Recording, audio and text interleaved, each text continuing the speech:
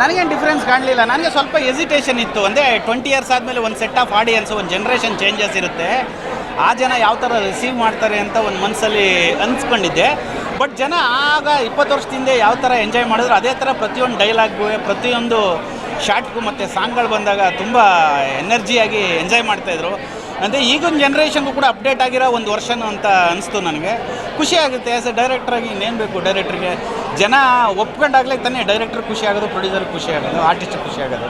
Sir 110 ದಿವಸದ shooting ಇವತ್ತು ತೆರೆ ಮೇಲೆ ನೆಗೆಟಿವ್ ಇಂದ ಡಿಜಿಟಲ್ ಎಸ್ ಏನು ಅನಿಸುತ್ತೆ ಸೀನ್ ಮೇಲೆ ನೋಡಿದಾಗ ಮಾಸ್ಕ್ ಆಗಿರ್ಬೋದು, ಚೇಂಜಸ್ ಆಗಿರ್ಬೋದು? ಇಲ್ಲ, ಕೆಲವರು ಕಲರ್ ಕರೆಕ್ಷನ್ ಫುಲ್ ಸಿನಿಮಾ ಮಾಡಿರಲಿಲ್ಲ, ಬರೀ ಸಾಂಗ್ ಮಾಡಿದ್ವಿ.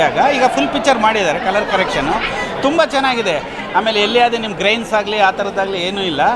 ರಿಮಾಸ್ಟ್ರಿಂಗ್ ಮಾಡಿ ಸ್ಕ್ಯಾನ್ ಮಾಡಿ ಅದನ್ನ ಡಿಜಿಟಲ್ ಕನ್ವರ್ಟ್ ಮಾಡಿ DI ಮಾಡಿರೋದು. ಮ್ಯೂಸಿಕ್ಕು ಕೂಡ ತುಂಬ ಅಪ್ಡೇಟೆಡ್ ವರ್ಷನ್ ಥರ ಇದೆ. ಎಲ್ಲೂ ಒಂಚೂರು ಏನೂ ಅನ್ನಿಸ್ಲಿಲ್ಲ. ಆ ಸಾಂಗ್ ಬಂದಾಗ ಜನ ಎಂಜಾಯ್ ಮಾಡೋದು ನಮಗೆ ಒಂಥರ ರೋಮಾಂಚನ ಆಗುತ್ತೆ. ಅಂದರೆ ಆ ಜನಗಳ ಮಧ್ಯೆ ನೋಡಿದಾಗಲೇ ನಮ್ಗೆ ಆ ಫೀಲ್ ಗೊತ್ತಾಗೋದು. ಸರ್ ಆ ಟೈಮ್ಗೂ ನೀನೇ ಸಾಂಗ್ ಆಲ್ ಟೈಮ್ ಫೇವ್ರೇಟ್, ಇವತ್ತಿಗೂ ಅದನ್ನು ಎಂಜಾಯ್ ಮಾಡಿ ತುಂಬ ಖುಷಿ ಆಗುತ್ತೆ. ಆ ನೀನೇ ಆಹಾ ಇಂಥ ಕ್ಷಣ ಬಂದಾಗ ಆ ಸಾಂಗ್ ಲಿರಿಕ್ಸೇ ಕೇಳಿಸ್ತಲ್ಲ, ಮ್ಯೂಸಿಕ್ಕೇ ಕೇಳಿಸ್ತಲ್ಲ, ಅಷ್ಟು ಕಿರ್ಚಾಡ್ತಾಯಿದ್ರು ಜನ. ಒಬ್ಬ ಡೈರೆಕ್ಟ್ರಿಗೆ ಇನ್ನೇನು ಬೇಕು, ಆ ಜನ ಎಂಜಾಯ್ ಮಾಡಿದಾಗ ನಾನು ಮಾಡಿರೋ ಸಿನಿಮಾ ನನ್ನ ಸಿನಿಮಾ ಅಂತ ಒಂದು ಹೆಮ್ಮೆ ಇರುತ್ತಲ್ಲ, ಅದು ಖುಷಿ ಕೊಡುತ್ತೆ ನಮಗೆ. ಅದೇ ಪ್ರತಿಯೊಬ್ಬ ಡೈರೆಕ್ಟ್ರಿಗೂ ಖುಷಿ ಕೊಡುತ್ತೆ. ಅದೇ ಥರ ನನಗೂ ಖುಷಿ ಆಯ್ತದೆ. ಸರ್ ಕತೆ ಹೇಳಿರೋದು ಆ ಟೈಮಲ್ಲಿ first day first show Appu sir ಹೇಳಿದಂಥ ಮಾತು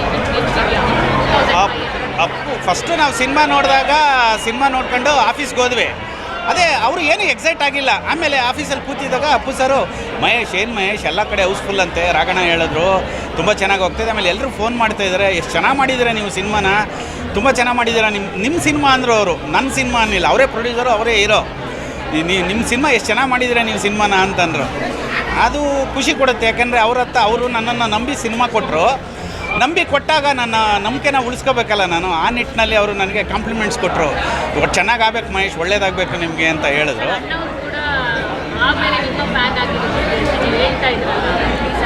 ಇಲ್ಲ, ಅಮ್ಮ ಯಾವಾಗಲೂ ಹೇಳ್ತಾರೆ. ರಾಜ್ಕುಮಾರ್ ಅವ್ರಿಗೆ ನನಗೆ ನನ್ನನ್ನು ಸಿನಿಮಾ ಮಾಡಿದ್ಮೇಲೆ ಒಂದು ಸಕ್ಸಸ್ ಆದಮೇಲೆ ಮನೆಗೆ ಕರೆದು ತಪ್ಕೊಂಡು ಒಂದು ಮುತ್ತು ಕೊಟ್ಟರು. ಆಗ ಹೇಳಿದ್ರು, ಪಾರ್ವತಿ ಹೇಳ್ತಾಯಿದ್ರು ರೀ, ನಿಮ್ಮ ಕಾರ್ಡ್ನವ್ನ ಸಿನಿಮಾ ಏನು ರೀ ಇಷ್ಟೊಂದು ಹೌಸ್ಫುಲ್ಲಾಗಿ ಓಡ್ತಾಯಿದೆ, ಏನು ರೀ ನಿಮ್ಮ ಕಾರ್ಡ್ನವ್ದು ಆರ್ಭಟ ಸಿನಿಮಾ ಅಂತ ಹೇಳಿದ್ರು. ಅವರು ನಮ್ಮ ಸಿನಿಮಾ ಅಂತ ಹೇಳಲಿಲ್ಲ, ನಿಮ್ಮ ಕಾರ್ಡ್ನವನು ಅಂತ ನನ್ನನ್ನು ರೆಫರ್ ಮಾಡಿದ್ರು. ತುಂಬ ಖುಷಿಪಟ್ಟರು ರಾಜ್ಕುಮಾರ್. ನಮ್ಮ ಭಾಗದಲ್ಲಿ ಶಿವದು ರಾಘರು ಕೆಲವು ಡೈರೆಕ್ಟರ್ಗಳು ಸಿನಿಮಾ ಮಾಡಿದ್ರು, ಅಷ್ಟಾಗಿ ಹೋಗಿರಲಿಲ್ಲ. ನೀವು ನಮ್ಮ ಕೊಳ್ಳೇಗಾಲದ ಭಾಗದವ್ರು, ಚಾಮರಾಜನಗರ ಭಾಗದವ್ರು ಈ ಥರ ಸಿನಿಮಾ ಮಾಡಿದ್ದೀರಾ, ಭಾಳ ಖುಷಿ ಆಗ್ತಿದೆ ಅಂದ್ಬಿಟ್ಟು ತಪ್ಕೊಂಡ್ರು. ಅದಕ್ಕೆ ನಾವು ಯಾವ ಅವಾರ್ಡ್ ಕೊಟ್ಟರು ಸಲ ನಮ್ಗೆ ಅವಾರ್ಡೇ ಬೇಕಿಲ್ಲ, ಅದೇನು ದೊಡ್ಡ ಅವಾರ್ಡ್ ಅಂತ ಒಬ್ಬ ಲೆಜೆಂಡ್ ಹತ್ರ ನಾವು ಆ ಥರ ಹೇಳಿಸ್ಕೊಂಡನಲ್ಲ, ನನ್ನ ಲೈಫಲ್ಲಿ ಅಷ್ಟೇ ಸಾಕು, ಜೀವನ ಸಾರ್ಥಕ ಆಯಿತು ನನಗೆ. ಇವಾಗ ಅಣ್ಣವರು ರಾಘಣ್ಣ ಕೂಡ ಆ ಟೈಮಲ್ಲಿ ಒಂದೇ ವರ್ಷ ನಿಮ್ಮ ಜೊತೆ ಕೂತ್ಕೊಂಡು ನೋಡಿದ್ದಾರೆ, ಇವತ್ತು ನೋಡಿದ್ದಾರೆ. ಅವತ್ತು ಇವತ್ತು ಏನಾದರೂ ಕೂತ್ಕೊಂಡು ಡಿಫ್ರೆನ್ಸ್ ಡಿಸ್ಕಷನ್ ಮಾಡಿದ್ದೀರಾ? ಇಲ್ಲ, ರಾಘಣ್ಣ ಈಗ ಅದೇ ಹೇಳಿದ್ರು, ಅಪ್ಪಾಜಿ ಒಂಚೂರು ಬೇಜಾರಾಗಲ್ಲ, ಸೇಮ್ ಅವತ್ತು ಹೆಂಗೆ ನೋಡಿದ್ವಿ ಹಂಗೆ ನೋಡ್ತಾ ಇದ್ವಿ. ಆಮೇಲೆ ಏನು ಅಪ್ಪಾಜಿ ಒಳ್ಳೆ ಎಕ್ಸ್ಪೀರಿಯೆನ್ಸ್ ಡೈರೆಕ್ಟರ್ ಥರ ಸಿನಿಮಾ ಮಾಡಿದ್ದೀರಾ, ನನಗೆ ಆಗ ಅನ್ನಿಸ್ಲಿಲ್ಲ. 20 ವರ್ಷ ಆದಮೇಲೂ ಕೂಡ ಅದೇ ಫೀಲ್ ಆಗ್ತಾಯಿದೆ ನನಗೆ. ಥ್ಯಾಂಕ್ ಯು ಅಪ್ಪಾಜಿ ಅಂದರು. ಅಂದರೆ ಒಬ್ಬ ಪ್ರೊಡ್ಯೂಸರಾಗಿ ಅವರು ನನಗೆ ಥ್ಯಾಂಕ್ಸ್ ಹೇಳ್ತಾರೆ ನೋಡಿ, ಅದು ಖುಷಿ ಕೊಡುತ್ತೆ ಯಾರಿಗೇ ಆಗಲಿ. ಅದು ನನ್ನ ಫ್ಯಾಮಿಲಿ ಇದ್ದಂಗೆ, ವಜ್ರೇಶ್ವರಿ ಕಂಬೈನ್ಸ್ ನನ್ನ ಫ್ಯಾಮಿಲಿ ಇದ್ದಂಗೆ. ಆ ಫ್ಯಾಮಿಲಿಯಲ್ಲಿ ನಾನು ಒಬ್ಬ ಪಾರ್ಟ್ ಆಗಿರೋದು ನನಗೆ ಖುಷಿ.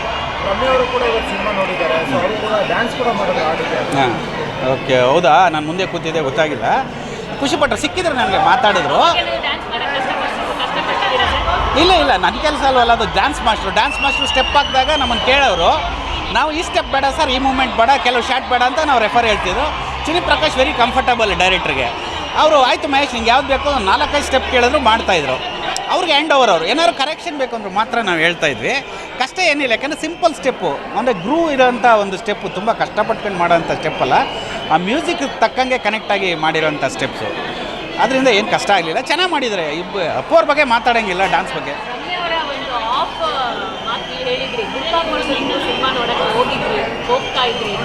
ಏನು ಹೇಳಿ?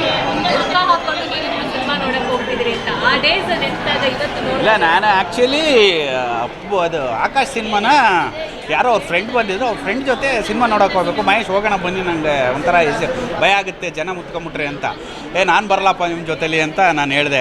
ಆಗ ಅವರು ಬುರ್ಕಾಕೊಂಡು ಬಂದಿದ್ರು ನನ್ನ ಜೊತೇಲಿ, ಅವ್ರ ಫ್ರೆಂಡ್ ಜೊತೇಲಿ.